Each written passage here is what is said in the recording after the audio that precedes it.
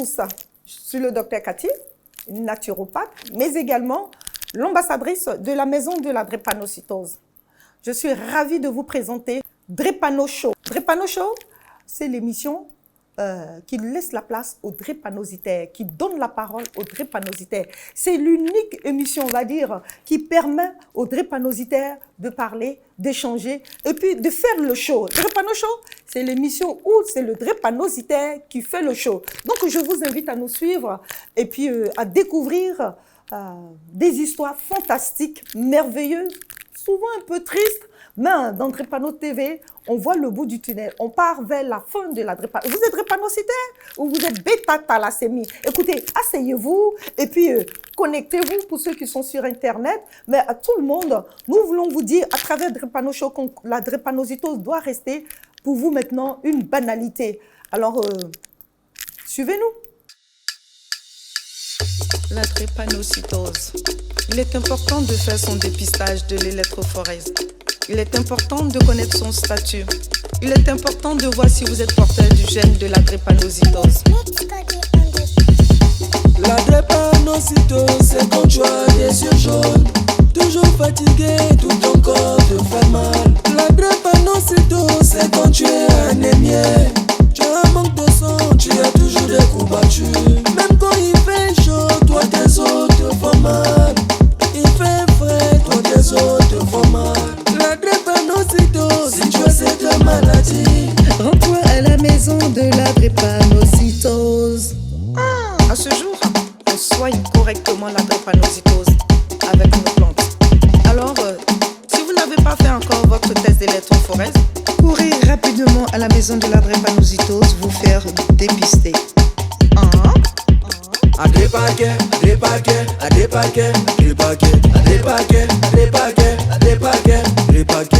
Bonjour à tous mes invités, comment allez-vous? Je suis ravie de vous savoir là. Désolée, nous sommes là dans la première édition de Drépano Show. Donc ne vous inquiétez pas, on va se peaufiner. Et je suis ravie d'avoir Madame Nguessan. Aidez-moi, mais je pense que tout à l'heure, on va pouvoir recevoir chaque invité. Drépano Show, c'est l'émission où les drépanocytaires, où les spectateurs sont tous drépanocytaires. Et ce sont les drépanocytaires qui font le show. C'est fini, ou ce sont eux qui viennent en assistant, mais là, on va les assister. On va écouter les drépanocytaires, on va vivre ce qu'ils vont nous dire. En tout cas, moi, je pense que Drépano Show reste la seule émission qui donne, on va dire, la caméra aux drépanocytaires. Alors, quoi de mieux que de laisser chaque invité se présenter. Et puis, après, nous allons rentrer dans le vif du sujet. Donc, suivez-nous et puis nous allons apprendre à connaître nos invités qui sont avec nous. Donc, ils ont leur micro. On laisse la première personne. Bonjour. Bonjour, docteur. Comment allez-vous? Ça va bien. Vous êtes? Hello, Edwige Valérie, Vous épouse Maïga. Ok, vous êtes drépanocytaire. Oui, je suis drépanocytaire SSFA2. Oula, ça se voit. Vous-même, vous savez que quand moi je parle de ça se voit, je parle en titre de médecin, hein, en fait de quelqu'un qui suit les drépanocytaires. Hein. En fonction de la forme de la drépanocytose, très vite on voit en fonction de la morphologie. Voilà, donc quand je dis ça se voit, c'est parce que Madame Hello, pour l'instant, elle a la forme. Mais je pense que au cours des Drépano TV, Drépano Show, vous allez voir que ça ne sera plus les mêmes personnes. On va passer la parole à votre voisine. Bonjour madame. Bonjour. Vous allez bien? Très bien. Vous venez de très loin. Je viens de Daloa. Elle vient de Daloa. Voilà. Donc on salue la population de Daloa. Voilà. Je me présente Sangaré Awa, épouse Konaté. D'accord. Bonjour madame Konaté. AS. C'est vous-même drépanocytaire ou c'est l'enfant? C'est mon fils. C'est votre fils qui est drépanocytaire. Voilà. Merci. On va prendre la suivante. Bonjour madame. Bonjour docteur. Comment allez-vous? Je vais bien. Super. Donc, je suis Madame Okeni Nathalie. Ok. Drépanocytaire SSFA2. Ok, très bien. Donc, on va continuer parce qu'après, maintenant, je pense qu'ils auront le temps de vous connaître. Hein. Voilà. Bonjour docteur. Bonjour Madame Nguessan. Madame Nguessan, Juliana. C'est ça. Je suis drépanocytaire SC. D'accord. Voilà. Bon, on connaîtra l'histoire de Madame Nguessan. Oui. Voilà. Tout à l'heure. Tout à l'heure, voilà. Merci. Bonjour, docteur. Bonjour, Madame Baya. Madame Baya Virginie. Enchantée. Bon, ben, c'est vrai que j'ai des personnes que j'ai déjà vues et que je suis en contact. Donc, il y a beaucoup de nouvelles personnes. Mais il y a Madame Guesson et Madame Baya qui sont que des anciennes. Voilà. Donc, c'est pour la petite. Comment est-ce qu'elle va? Elle va très bien. Voilà. Elle va très bien.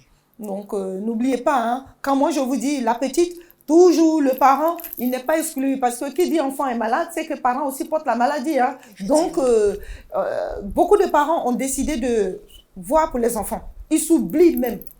Ils ont la maladie, mais en fait, ils pensent qu'ils doivent la supporter.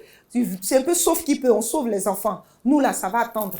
Donc, c'est un peu, les parents drépanocytaires, c'est la posture qu'ils ont. Ils ne pensent jamais à eux. Ils sont toujours en train de vouloir soigner l'enfant d'abord. Donc, c'est pour cela que j'emploie le terme. Voilà, c'est pour l'enfant, c'est pour la... Sinon, les parents sont drépanocytaires aussi. Merci. Bonjour, docteur Cathy. Bonjour. Moi, c'est Madame Koulibaly. Bonjour, Adjara. Madame Koulibaly. Oui, oui. Vous allez bien? Oui, ça va. C'est vous qui venez de Jacquesville? Oui, je viens Voilà. de Jacques. Oui, c'est pas loin, hein? Oui, pas trop. Par rapport à Daloa, hein? Oui, pas trop. Voilà. Donc, c'est votre fille? C'est ma fille qui est drépanocytaire. 8 ans. Oui, elle a 8 ans. Elle fait la forme SFA2. D'accord. Donc, on rentrera dans les détails. D'accord. Merci. Bonjour, docteur Cathy. Bonjour, Madame Mamoli. Oui, moi, c'est Madame Taillé, née Mélan-Odile. Je suis drépanocytaire. Ah là, c'est vous, c'est pas l'enfant. Non, c'est pas l'enfant, Ah, c'est d'accord. moi-même. Et j'ai la forme AC. D'accord, assez. Super. Non, bah, enfin, désolé, hein. Moi, je dis tout super parce qu'on ne peut plus parler de crise. Je ne vois pas la drépanocytose en angoisse. Donc, bon, je suis toujours dans la joie de la fin de la drépanocytose. Donc, moi, la drépanocytose, elle ne me fait pas peur, hein. Elle ne me fait plus peur. Voilà. Donc, on va se présenter mieux. Monsieur Tossou. Oui, bonjour docteur. Bonjour, Monsieur Je Tossou. suis Monsieur Tossou. Oui, comment Parent, allez-vous? Je vais très bien. Merci pour votre présence parce que M. Tossou est vraiment très occupé, mais il a tout fait pour être présent. Voilà, donc C'est on ça. dit merci à M. Tossou et Merci, puis docteur. voilà, merci, on va faire vite pour que Merci, vous docteur. puissiez vaquer à vos occupations qui sont nombreuses. Merci docteur. Voilà, merci. Et donc vous, c'est pour, on n'a pas dit, c'est pour Peter Moi, c'est pour Peter et Bérénice. et Bérénice. Donc M. Tossou, il a 2 enfants drépanocytaires. Un de Donc, SS et un de AS. voilà, SS et AS. Voilà. Merci beaucoup. Bonjour docteur. Bonjour, Monsieur Oumar. Ça va bien?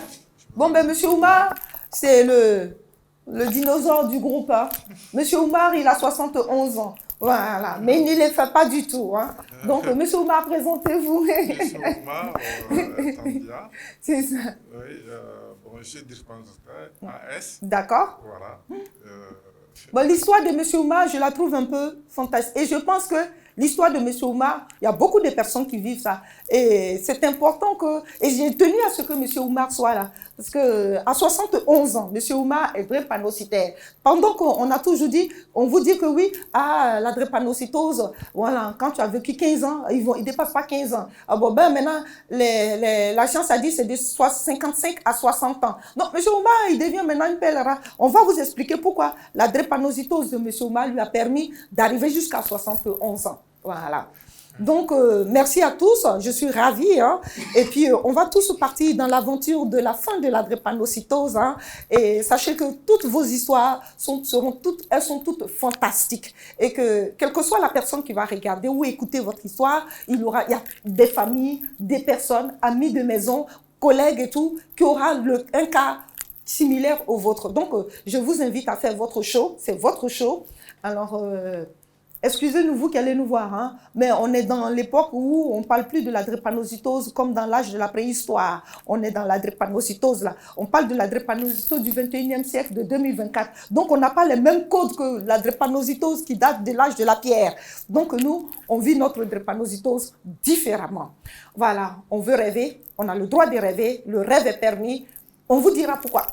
Merci, on va passer au jingle. La drépanocytose. Il est important de faire son dépistage de l'électrophorèse. Il est important de connaître son statut. Il est important de voir si vous êtes porteur du gène de la drépanocytose. La drépanocytose, c'est quand tu as des yeux jaunes, toujours fatigué, tout ton corps te fait mal. La drépanocytose, c'est quand tu es anémié. Tu as un manque de sang, tu as toujours des coups battus. Même quand il fait chaud, toi tes os te font mal. Il fait frais, toi tes os te font mal. La drépanocytose, si tu as cette maladie, Rends-toi à la maison de la drépanocytose. À ce jour, on soigne correctement la drépanocytose avec nos plantes.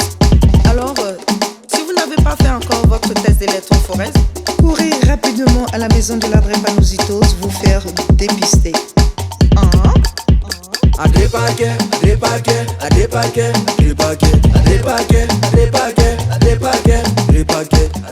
voilà, nous sommes de retour sur Drépano Show et la lutte continue, le combat continue, le show continue.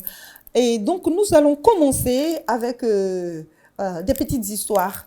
Je voulais vous faire, on va pouvoir voir brièvement un petit micro-trottoir, voilà, pour avoir un peu ce que pensent les personnes de la drépanocytose, qu'est-ce qu'ils jugent, qu'est-ce qu'ils aimeraient.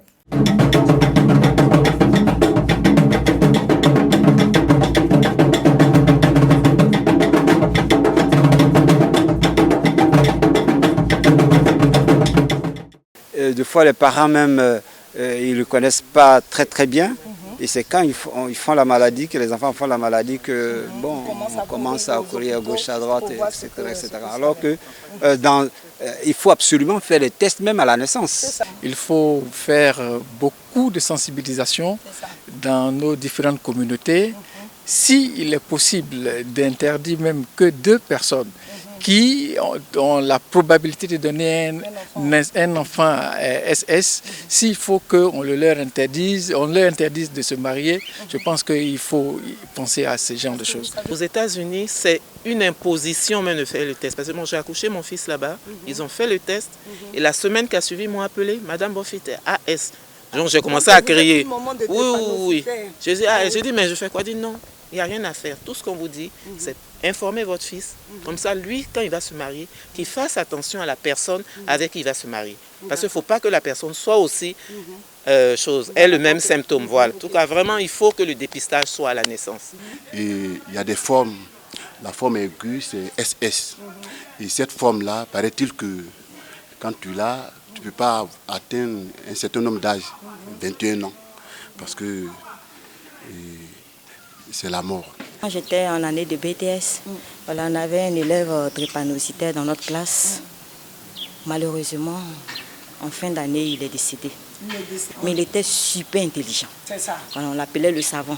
Quand il vient, il jette un coup d'œil rapide sur ce qu'on a fait. Il est déjà en avance sur ceux même qui étaient là pendant le cours. Voilà, et même il explique même le coup à ceux qui étaient là.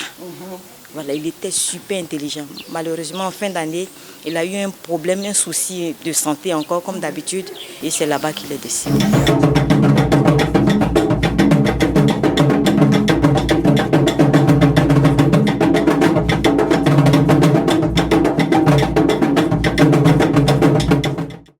Voilà, nous sommes de retour. J'espère que vous avez pu voir. Il y a beaucoup de personnes, en fait, toutes les personnes que vous avez entendues, il y en a pas mal.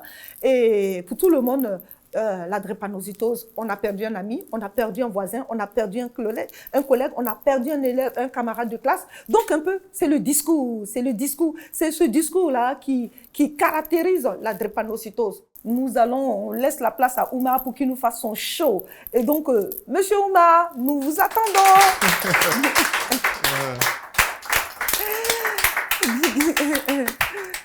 Comment allez-vous? Ça va et vous? Je vais bien, merci. Donc, je suis avec Monsieur Oumar.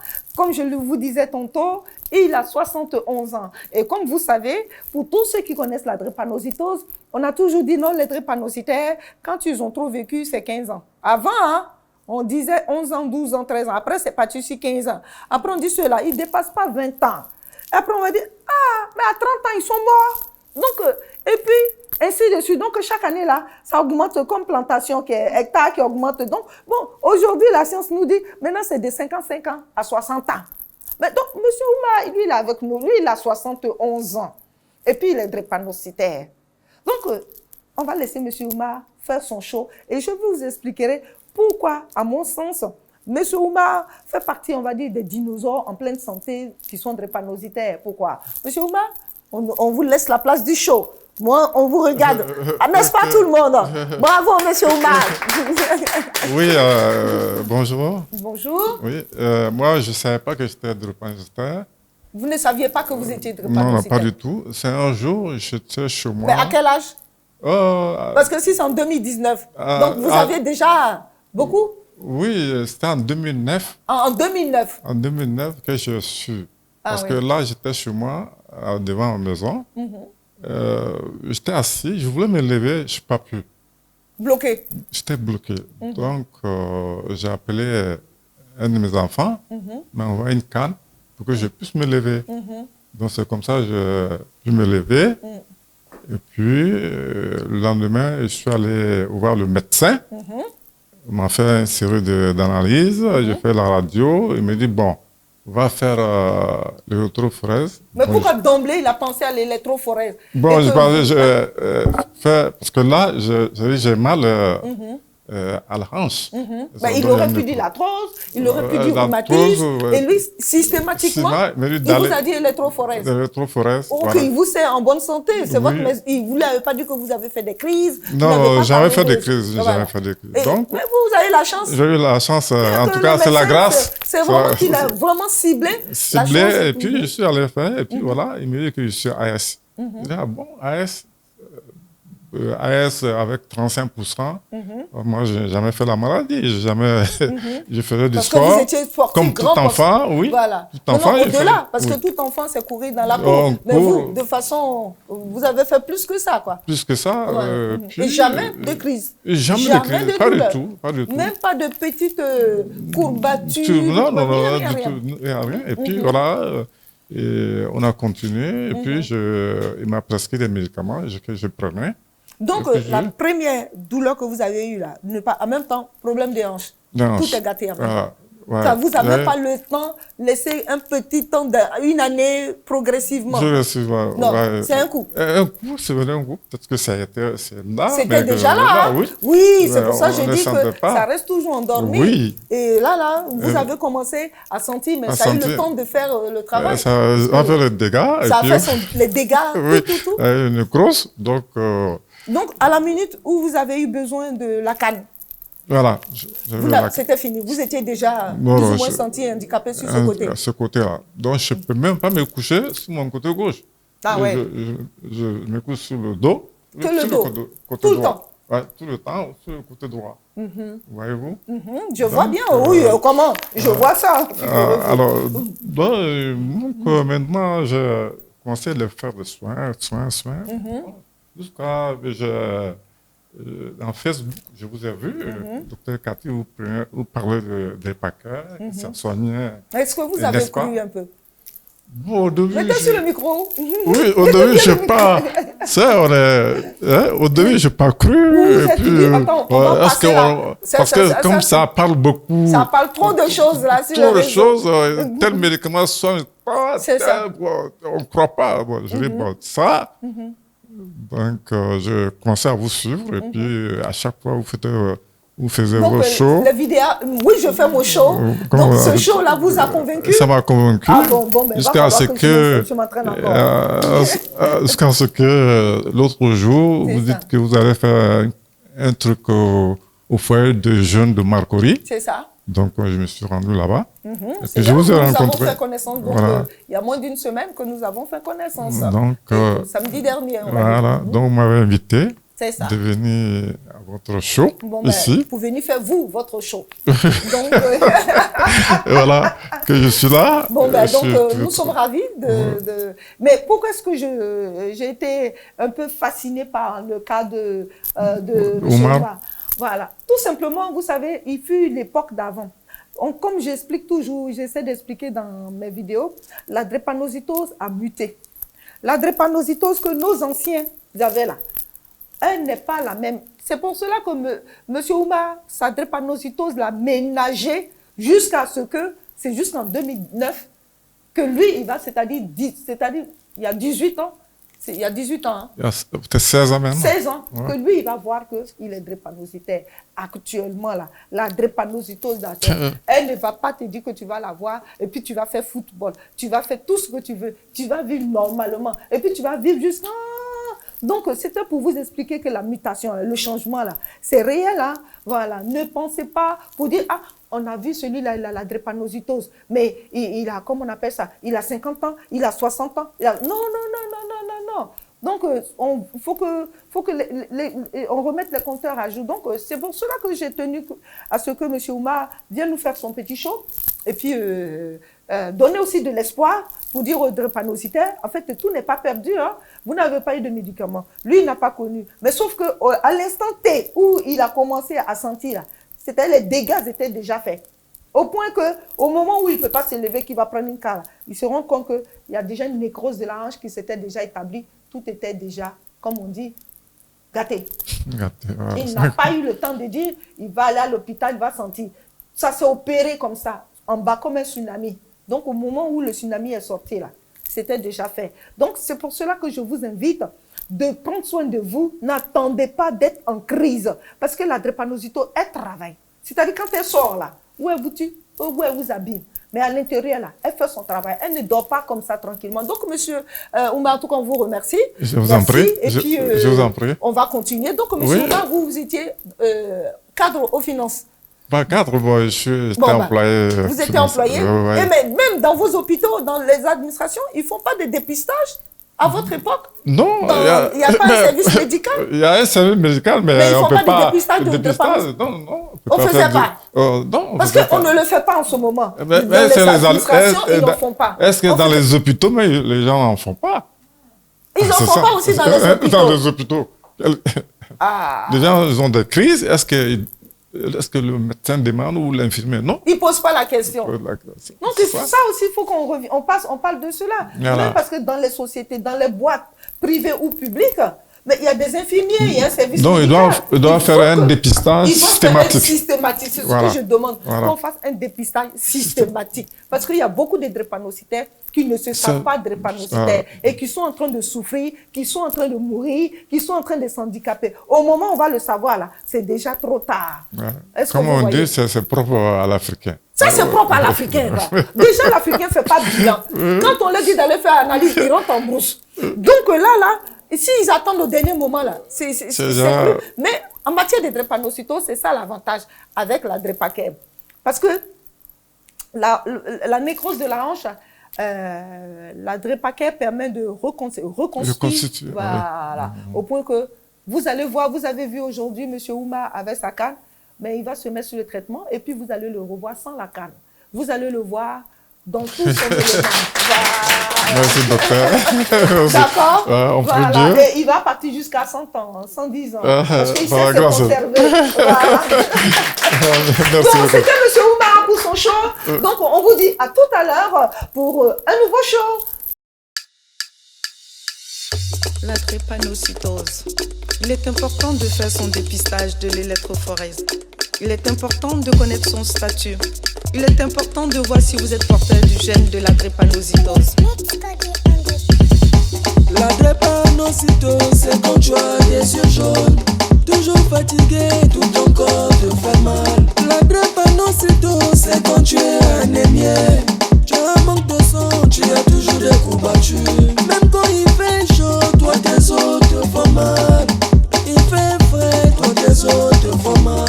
La drépanocytose, si tu as cette maladie, rends-toi à la maison de la drépanocytose. À ce jour, on soigne correctement la drépanocytose avec nos plantes. Alors, si vous n'avez pas fait encore votre test d'électrophorèse, courez rapidement à la maison de la drépanocytose vous faire dépister. Adépakeb.